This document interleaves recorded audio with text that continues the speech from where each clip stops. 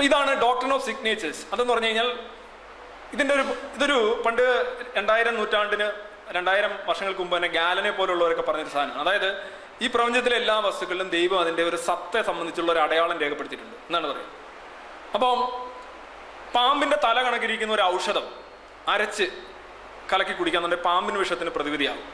അപ്പം അവർ ചോദിക്കുന്നത് എന്താണ്, ആ ഔഷധത്തിന്, ആ കിഴങ്ങിന് പാമ്പിൻ്റെ തല കണക്കാണ് ഇരിക്കുന്നത്, അത് പാമ്പിന് വിഷത്തിന് പ്രതിവിധി അല്ലെങ്കിൽ പിന്നെ എന്തിനാണ് ദൈവം അതിന് ആ ആകൃതി കൊടുത്തത്? നല്ല ചോദ്യമാണ്. ഒരു ഫാൾസ് ക്വസ്റ്റ്യൻ ഉണ്ടാക്കിയിട്ട് അതിൽ നിന്നൊരു ഫാൾസ് ഉത്തരം ഉണ്ടാക്കിയിട്ട് അതൊരു സൂപ്പർസ്റ്റിഷനായിട്ട് മാറാണ്. ഇത് തന്നെയാണ് കാണ്ടാമൃഗത്തിന്റെ കൊമ്പ്. പല ഗോത്രങ്ങളിലും കാണ്ടാമൃഗത്തിന്റെ കൊമ്പ് ലൈംഗിക ഉത്തേജക ഔഷധങ്ങളായിട്ട് ഉപയോഗിച്ചിട്ടുണ്ട്. അതായത് അത് അരച്ച് കലക്കി കുടിക്കും ആളുകൾ.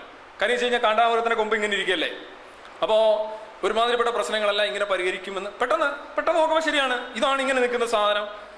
അപ്പോൾ ഇത് കലക്കി കുടിച്ചാൽ മതി. സ്വർണം കലക്കി കുടിച്ചു കഴിഞ്ഞാൽ നിറം വരും അല്ലെ? കൊച്ചുകുട്ടികളുടെയൊക്കെ സ്വർണം, ഒരല്പം സ്വർണം കൂടിപ്പോയി കഴിഞ്ഞാൽ അത് വിഷാംശമായി മാറിയാണ്, ശകലമായതുകൊണ്ട് കുഴപ്പമില്ല. ഇതൊക്കെ നല്ല കിടിലൻ അന്ധവിശ്വാസങ്ങളാണ്. ഇത് നമ്മുടെ മസ്തിഷ്കത്തിൻ്റെ ഈ ഷോർട്ട് കട്ട് അല്ലെന്നുണ്ടെങ്കിൽ ഞാൻ ഈ പറയുന്ന ഒരു നിലപാടിൽ നിന്നാണ് വരുന്നത്. ഒരു കോഗ്നിറ്റീവ് സ്റ്റാൻഡാണ് ഡോക്ട്രിൻ ഓഫ് സിഗ്നേച്ചേഴ്സ്. അതുപോലെ തന്നെ ഈ വെജിറ്റേറിയൻസിന് പറയുന്നുണ്ട്. വെജിറ്റേറിയൻസ് ആയി കഴിഞ്ഞാൽ ആളുകൾ വളരെ ശാന്തരായിരിക്കും. പശു ശാന്തിയല്ലേ, ശാന്തിയാണ് പശു. അപ്പോൾ അതൊക്കെ കഴിക്കുന്ന ആൾക്കാർ വെജിറ്റേറിയൻസ് മാത്രം ഒരു നല്ല സ്വഭാവമായിരിക്കും. നമ്മൾ അങ്ങനെ ഒരു പെട്ടെന്നൊരു ഇമ്പ്രഷൻ ഉണ്ടാക്കുക. ഡോക്ട്രിൻ ഓഫ് സിഗ്നേച്ചേഴ്സ് ആണത്.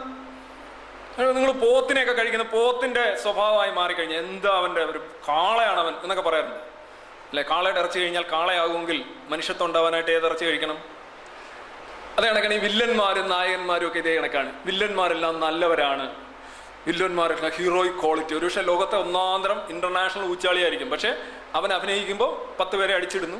ഈ അടുത്തിടെ ഒരു കൊല്ലം തുളസി എന്ന് പറയുന്ന ഒരു നടൻ്റെ അടുത്തിരുന്ന് സംസാരിക്കാൻ, ഒരു ചർച്ചയിൽ സംസാരിക്കാൻ തനിക്ക് ഭയമാണ് എന്ന് കെഞ്ചി വിലപിച്ച ഒരു സീരിയൽ നടിയെ ഞാൻ കണ്ടു. കൊല്ലം തുളസി മിക്കവാറും സിനിമയിലെല്ലാം വില്ലൻ വേഷവും റേപ്പ് അങ്ങനെയൊക്കെയുള്ള സാധനങ്ങളാണ് അദ്ദേഹം ചെയ്തത്.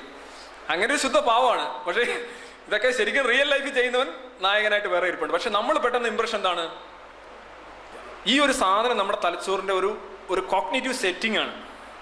അതായത് വിനയം കാണിക്കുന്നവൻ വിനയവാൻ, അങ്ങനെ ഇരിക്കുന്നവൻ അങ്ങനെ. വെജിറ്റേറിയൻ ഞാൻ നിങ്ങൾ പറയുന്ന മനസ്സിൽ ആ ടൂളിലേക്ക് നിങ്ങളെ കൊണ്ടുവരാനായിട്ട് ഞാൻ ശ്രമിക്കുകയാണ്, അവരൊരു ടെമ്പോയിലേക്ക്. ഇനി മറ്റൊന്ന് നോക്കുക, ഈ സത്താബോധം എന്ന് പറയുന്ന സാധനമുണ്ട്. ഈ സത്താബോധം വളരെ ഇമ്പോർട്ടൻ്റ് ആയിട്ടൊരു സാധനമാണ്. ഒരു സാധനത്തെ സംബന്ധിച്ച് നമുക്കൊരു ഇംപ്രഷൻ ഉണ്ടായിക്കഴിഞ്ഞാൽ അത് മാറ്റിമറിക്കുക ഭയങ്കര ബുദ്ധിമുട്ടാണ്. തെസ്യൂസിന്റെ കപ്പൽ എന്ന് പറയുന്ന ഒരു വലിയ പ്രശസ്തമായിട്ടുള്ള ഒരു കഥയുണ്ട്, ഒരു മിത്താണത്. തെസ്യൂസ് എന്ന് പറയുന്ന ആൾ ഒരു മരക്കപ്പൽ ഉണ്ടാക്കി. ഈ മരക്കപ്പൽ കാലാന്തരത്തിൽ ഇതിൻ്റെ ഓരോരോ ഭാഗങ്ങൾ ജീർണിച്ച് മാറുന്ന പലകളെല്ലാം കൂടെ കളക്ട് ചെയ്തിട്ട് തൊട്ടടുത്ത് വേറെ ഒരു കപ്പൽ പണിയുന്നു. കുറേ നാൾ കഴിഞ്ഞപ്പോൾ തെസ്യൂസിന്റെ കപ്പലിൽ ആദ്യം ഉപയോഗിച്ച തടിയുടെ ഒരംശം പോലും ബാക്കിയില്ലാതായി, എല്ലാം പുതിയ തടി. ആ കപ്പൽ മെയിൻറ്റെയിൻ ചെയ്തു, പക്ഷെ ആദ്യം ഉപയോഗിച്ച ഒരു തടിയുടെ ഒരു അംശം പോലും ഇല്ല. അപ്പോഴും ആളുകൾ അതിനെ തെസ്യൂസിന്റെ കപ്പൽ എന്നാണ് വിളിക്കുന്നത്. തൊട്ടടുത്ത് തെസ്യൂസിന്റെ കപ്പലിൽ നിന്ന് മാറ്റിയ പഴയ പലകകൾ വെച്ച് മാത്രം വേറൊരു കപ്പൽ ഉണ്ടാക്കി വെച്ചിട്ടുണ്ട്. അതിനകത്ത് അത് മാത്രമേ ഉള്ളൂ, പക്ഷെ അതിനെ ആരും തെസ്യൂസിന്റെ കപ്പൽ എന്ന് വിളിക്കുന്നുമില്ല. ഇങ്ങനെയാണ് നമ്മുടെ മസ്തിഷ്കം പ്രവർത്തിക്കുന്നത്. അതായത് ഈ തെസ്യൂസിന്റെ കപ്പലായിട്ടുള്ള ഈ സാധനത്തിൽ ആദ്യം ഉപയോഗിച്ചതിന്റെ 1% പോലും തടിയില്ലായിട്ടും നമ്മളുടെ സെറ്റിംഗ് അവിടെ മാറുന്നില്ല. നമ്മൾ ആലോചിക്കുക, നമ്മൾ എന്തിൻ്റെ എല്ലാം തടവറയിലാണ് എന്ന് ആലോചിച്ചു നോക്കുക. മനസ്സിലായി? ചില സ്ഥലങ്ങളോട്, ഇപ്പോൾ ബിൻ ലാദന്റെ ശവശരീരം കടലിൽ ഒഴുക്കിയെന്ന് അമേരിക്ക പറയുന്നത് ഇതൊക്കെ മനസ്സിലാക്കിക്കൊണ്ടാണ്.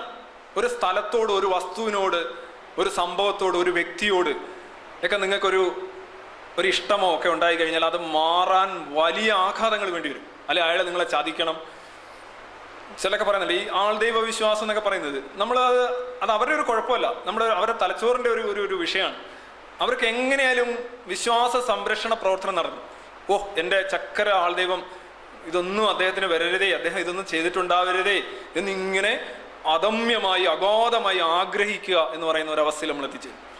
നമുക്ക് അങ്ങനെ വൈകാര്യമാണ്. അങ്ങനൊന്നും, എന്നാലും അമ്മ ആയിരിക്കില്ല അതൊന്നും ചെയ്തത്, അമ്മ അങ്ങനൊന്നും പറഞ്ഞിട്ടുണ്ടാവില്ല, വേറെ ആയിരിക്കും, മറ്റേ ആളായിരിക്കും, എന്നാലും അമ്മയായില്ല. അങ്ങനെയാണ് നമ്മൾ ചിന്തിക്കുക. That is how our brain works.